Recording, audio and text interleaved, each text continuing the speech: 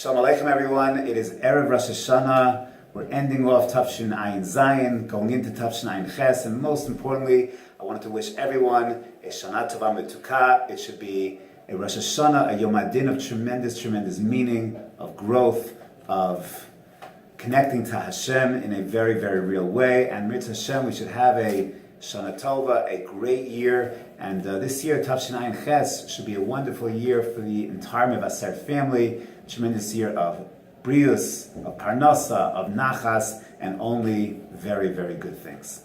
The two kriyos HaTorah that we have in Rosh Hashana are very, very striking, especially in contrast to each other.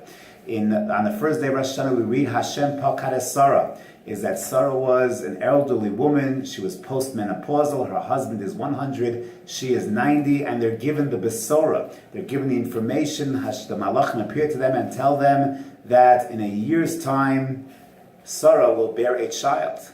How is that possible? They don't take it so seriously, but first theme of Rosh Hashanah is we have this idea of zichronos, of Hashem Pakad Sarah, is Hashem is there, Hashem is mashgiach, and Hashem remembers all of our struggles, our trials. This couple, Avram and Sarah, have such difficulty bearing children so many years, childless, and nevertheless, even towards the latter part of their lives, they have the zechus, the bracha of having children. Then you contrast that, and Avram is told in the first day's Kriyas HaTorah, Ki beYitzchak yikar lecha zera, is that your future, your legacy is going to be born by Yitzchak. Even though Avram had another son, he had Yishmael, but that was not going to be, Yishmael was a ben. That was his biological son, but his zera, his issue, his offspring, the person who could be carrying on his legacy, that was Yitzchak. And we contrast that with the Kriyas HaTorah of the second day of Rosh Hashana, and it's exceptionally striking.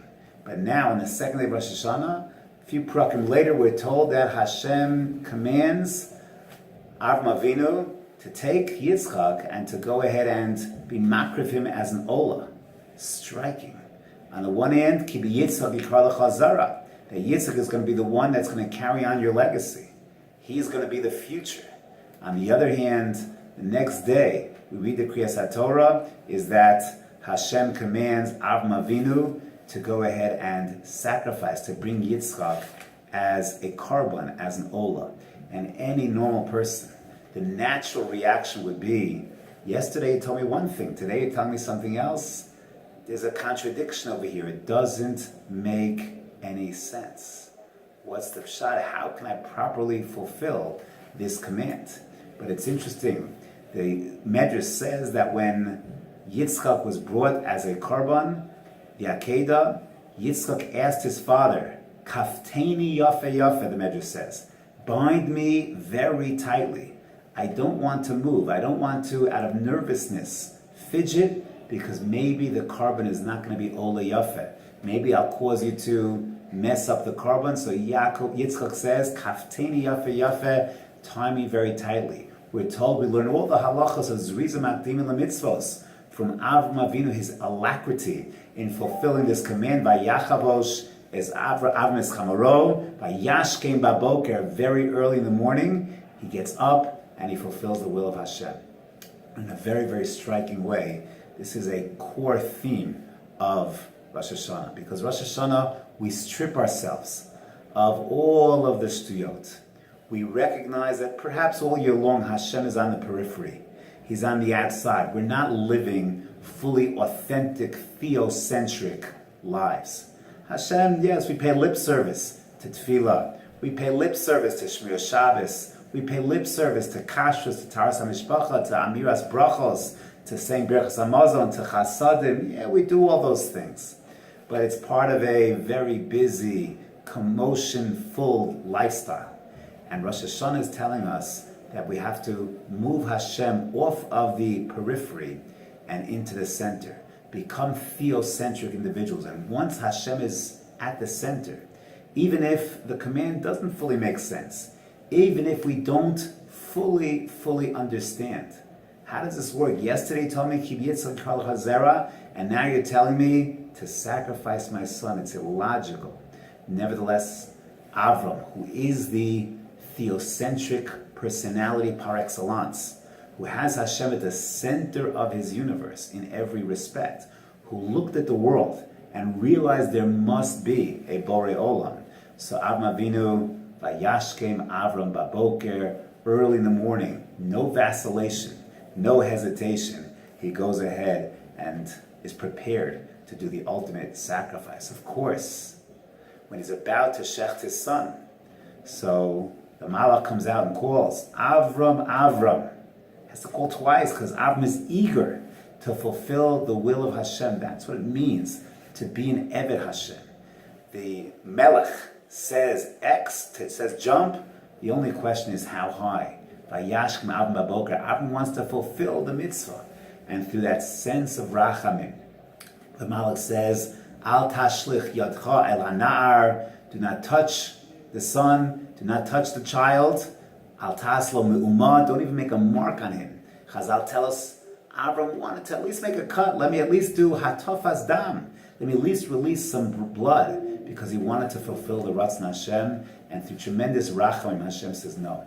Nothing needs to be done. Nothing needs to be done any further. And that is the Mitzvah Ha'akedah. We constantly refer in the Yom Noram liturgy to Schus Avos, to the Schus of the Akedah, because the Akedah and Avram Avinu's mission in the Akedah and the lesson for us in the Akedah is, if you really want to be an Eved Hashem, so Hashem has to be at the core, has to be at the center of our lives. That's what Malchus is. We recognize Hashem at the center of our lives in everything that we do. And then all of a sudden, the Yetzer Haras that always trip us up during the year, how could that possibly be? Rosh Hashana, we dress in white. We present ourselves as pure because, yes, when you have a true sense of Malchus Hashem, there is no room for vacillation. There is no room for hesitation. Everything is yashar, to the point. And I like to say over every year an idea that emerges from the end of the Akedah. You've probably heard this from me before. It's one of my favorite Divrei Torah. But at the end of the Akedah, in Parshas Vayera, at the end, the Akedah is over. We bring the ayil instead, and then we're told this lineage of Avram's brother Nachor. We're told he had 12 sons. 8 sons from his wife Milcah, 4 from a Pilegesh. And we're given the names in rapid succession. Name. 8 sons from his wife, 4 sons from Pilagshim. The only name that we have any inkling of, any relationship to, is of course Besuel, who is the father of Rivka. But why do we need these names? Why do we read this on Rosh Hashana?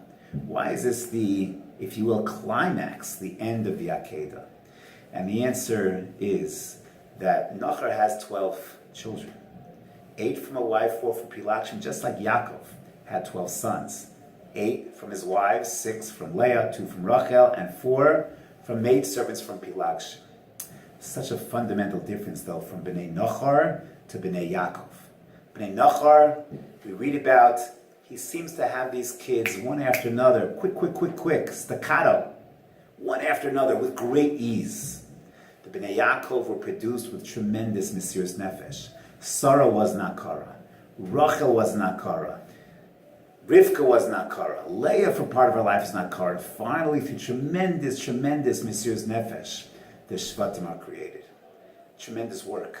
Tremendous Mesiras Nefesh. But there's a fundamental difference between Bnei Nachor and the Bnei Yaakov. Bnei Yaakov are enduring.